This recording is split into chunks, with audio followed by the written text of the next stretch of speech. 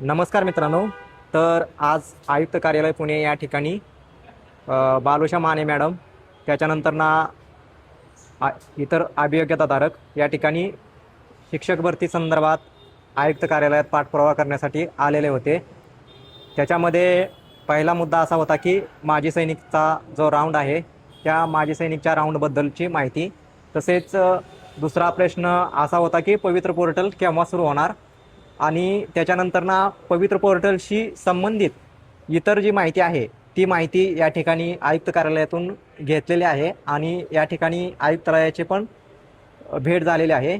त्याच्यामध्ये पहिला प्रश्न आपण बालुशा माने मॅडम यांना विचारूया की जो काही 484 जागा आहेत त्या जागेसंदर्भात आजचं प्रयोजन काय आहे किंवा आयुक्त कार्यालयातून कोणत्या स्वरूपात माहिती मिळाली याबद्दलचा पहिला मुद्दा आहे. आणि दुसरा प्रश्न असा आहे की पवित्र पोर्टल केव्हा सुरू होईल किंवा जे काही टप्पा आहेत ते शिक्षक भरती त्या टप्प्यानुसारच होणार की कधी होणार किंवा केव्हा होणार, या संदर्भात जी स्वतः आयुक्तांना भेटल्यानंतर काय माहिती दिली त्या संदर्भातची माहिती आजच्या या व्हिडिओच्या माध्यमातून देण्यात यावी. डायरेक्ट वर्मालाच बोट मारलेला आहे तुम्ही. सर्वांचं स्वागत. येस, आज आम्ही आयुक्तांची भेट घेतली पवित्र पोर्टल भरती संदर्भात आणि 2022-23च्या भरती संदर्भातला त्याच्यामधला रिक्तापात्र गैरहजर राऊंड असेल, त्याचबरोबर माजी सैनिकचा राऊंड असेल. आता मित्रांनो, त्याच्या संदर्भात ऑलरेडी आपण मंत्रालयामध्ये पाठपुरावा करत होतो. 29 सप्टेंबरला हा अहवाल सुद्धा मागवलेला आहे. असे बरेच कागदपत्राचा डायरेक्ट बंडल घेऊन जेव्हा आपण आयुक्तांकडे गेलो तेव्हा त्यांना पहिली गोष्ट की त्यांनी सांगितलं की पोर्टल संदर्भात जे काही प्रश्न असतात रोज 2-2 मुलं येतील आणि मी त्यांना कितीपत उत्तर देऊ. दुसरी गोष्ट की जेव्हा आम्ही त्यांना सांगितलं की सर आम्ही याच्यासाठी आलो की जो अहवाल मागवलेला आहे मंत्रालयातून रिक्तापात्र गैरहजर राऊंड संदर्भातला सुद्धा आणि दुसऱ्या 25च्या पोर्टल भरती संदर्भातल्या बऱ्याच मागण्या आहेत त्याच्यामध्ये, तुम्ही ते पाहिलं असेल ट्विटरवरती वगैरे.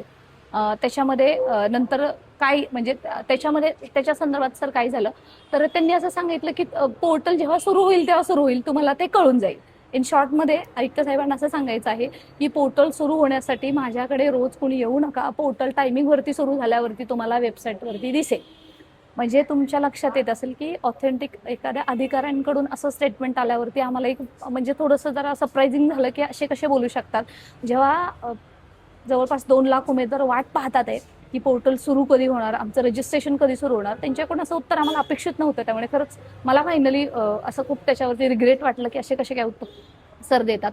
त्याचबरोबर तुमचा जो काही दुसरा त्याच्याशी रिलेटेड प्रश्न होता तो म्हणजे 484 राऊंडबद्दलचा, तर त्याच्याबद्दलचं त्यांनी सांगितलं की मला त्याच्याबद्दलचं काही विचारू नका आणि तुम्ही त्या संदर्भात तुमचं रिप्रेझेंटेशन द्या, त्याच्यावरती मी काम करू. त्यामुळे मित्रांनो त्याच्यावरती उत्तर मिळालेलं नाही. आणि आता पहिलाच सर्वात महत्त्वाचा मुद्दा की आम्ही त्यांना जेव्हा विचारलं, आपल्यासोबत हे सर आहेत, ते आहेत सर, तुम्ही सुद्धा होता, तेव्हा त्यांना विचारलं की सर आम्ही काय येतो हे संदर्भात जे पहिल्या टप्प्यामध्ये किंवा दुसऱ्या टप्प्यामध्ये 2022-23च्या भरतीमध्ये ज्या काही चुका होतात आहे त्या होऊ नयेत त्याच्यासाठी आम्ही येतो. तर सर म्हटले की उद्याच्याला दुसरं कोणी येईल आणि ते आम्हाला सांगेल की तुमचं हे चुकतंय, आम्ही तुमचंच ऐकायचं का, असं जरा थोडीफार बाचाबाची झालीच. त्याच्या म्हणजे जे आहे ते तुम्हाला सगळ्यांच्या समोर सांगते.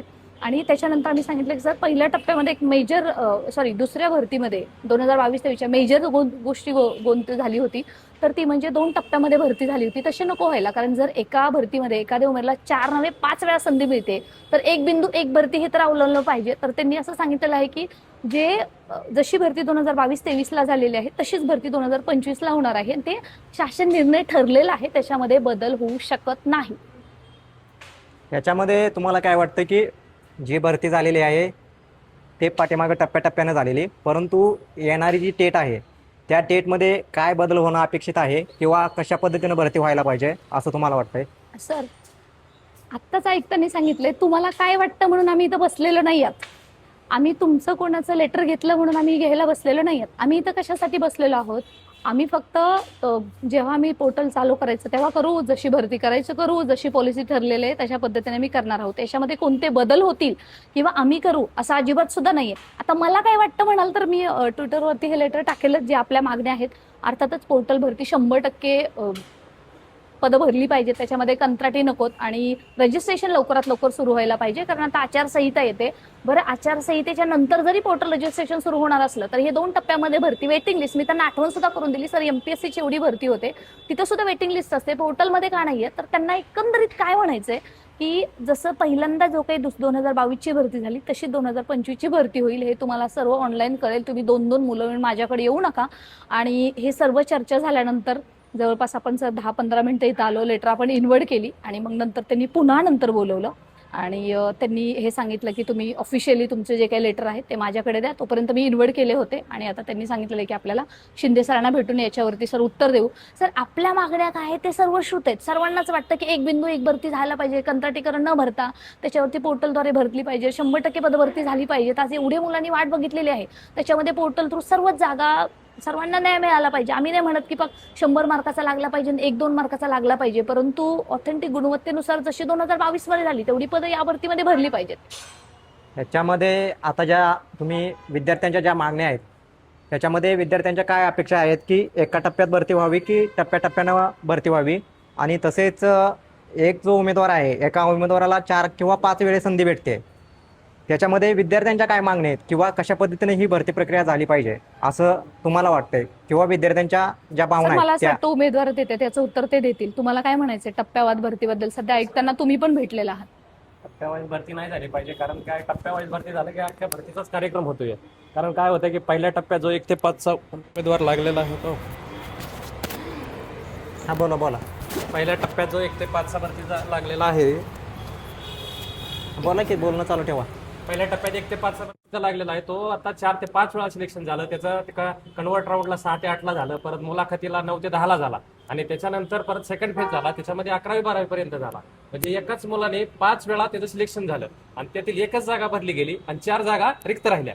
आणि आता मला 112 मार्क असून मी आता फक्त एका मार्कावरती, म्हणजे एक माझ्या पुढे विद्यार्थी आहे, त्याच्यामुळे मला हे आणि हे केलं. आणि आता 2022चा जर रिक्त अपात्र गैरहजरचा राऊंड नाही लागला तर 25चा सुद्धा लागणार.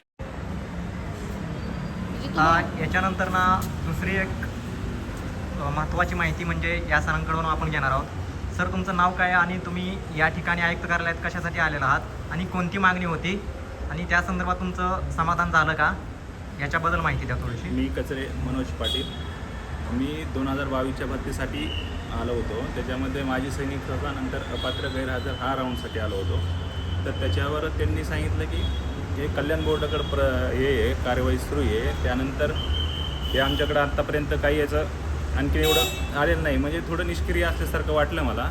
त्यानंतर 2025ची भरती 2022 प्रमाणेच होईल असं सांगितलं त्यांनी. म्हणजे अनेक टप्प्यामध्ये भरती होणार झाली, 1 टप्पा 2 टप्पा, आणि त्यामध्ये एकच उमेदवार 3-3, 4-4 वेळेस येणार झाला हा. त्यामुळे मला असं वाटतं की जे 2025चे अभिभावक धारक आहेत किंवा टेट धारक आहेत यांनी शासकीय स्तरावर योग्य पाठपुरावा करून तुम्ही योग्यप्रमाणे GR काढून एका टप्प्यामध्ये भरती करून घेण्यास शासनाला प्रवृत्त करावे असं मला वाटतं. नाहीतर 2022चं एवढं नुकसान झालेलं आहे, कारण ती भरती 31 ते 32 हजार झालेली आहे, पण ती भरती बघितली तर आपण 21,000 पण नाही आहे त्याच्यामध्ये वास्तव बघितलं तर. त्यामुळे तुम्हाला जर नुकसान करून घ्यायचं नसेल तर 2025च्या मुलांना आता सांगतो की खूप जागृत राहा.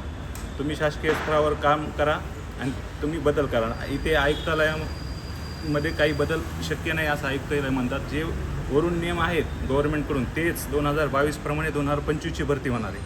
म्हणून तुम्ही जागृत राहणे महत्त्वाचं आहे.